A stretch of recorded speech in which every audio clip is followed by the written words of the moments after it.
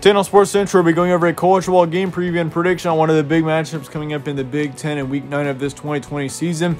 And that's going to be between the Nebraska Cornhuskers and the Wisconsin Badgers. And this is always an interesting matchup every year. Obviously, Wisconsin has won every matchup between these teams for quite a while now.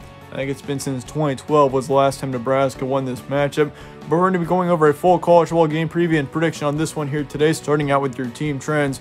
And last week, Wisconsin beat Illinois big, 45-7 was their final score there, which that was going to be an interesting game going in. Obviously, Jack Cohn is out due to an injury right now, and so you got Graham Mertz in at quarterback, which obviously, I mean, he had a great first game. He had a great debut. He had 248 yards, 5 touchdowns, all around just a great day for Graham Mertz in his first debut with Wisconsin. And they also had a big 45-7 win over an Illinois team, which really is not all that terrible. Meanwhile, for Nebraska, they lost to Ohio State 17-52.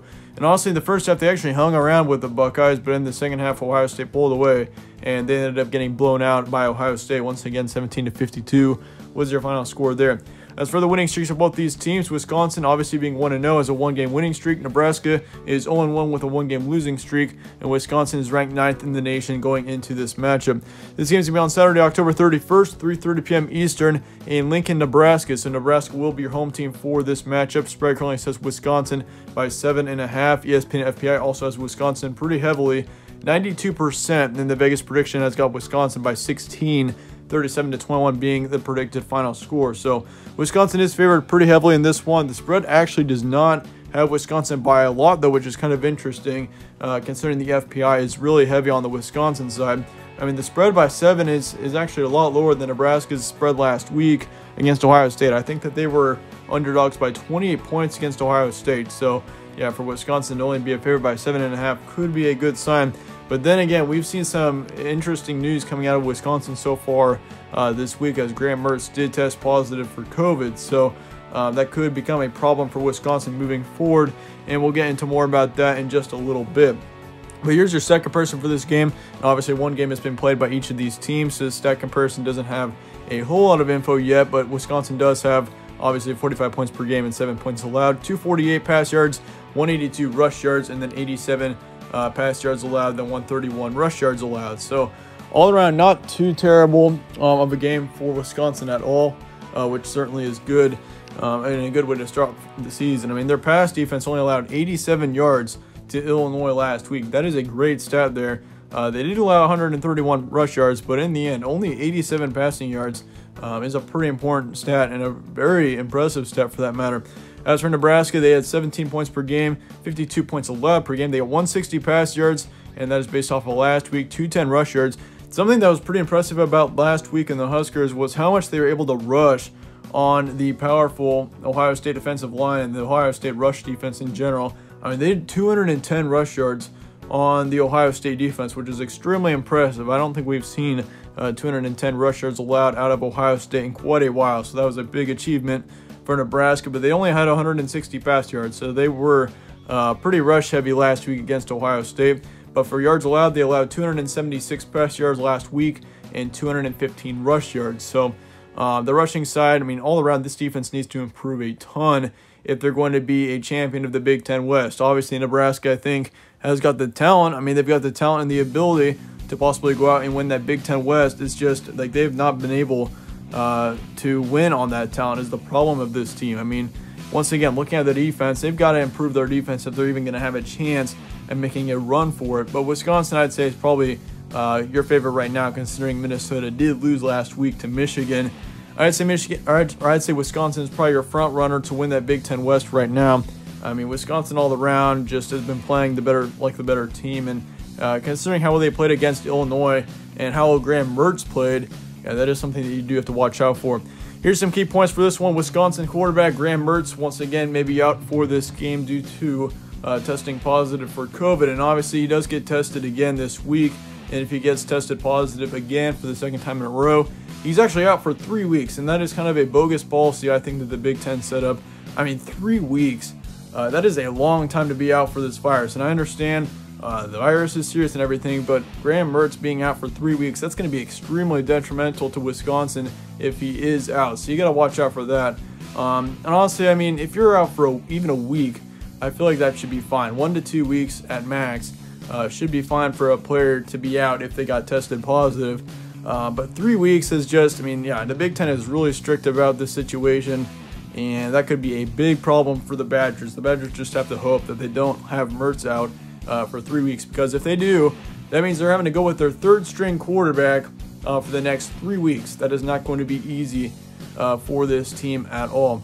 Nebraska's brutal schedule continues on as well. As you know, Nebraska has to have they've got a really tough schedule to start off this season. They had to play Ohio State last week, you got Wisconsin this week, so that's something that you do have to watch out for as well. But the winner of this game will depend on whether or not Mertz plays. And so this prediction is going to be a little bit different in comparison to how I usually do it because of the situation that we have right now. But yeah, this is a huge game for both teams, though.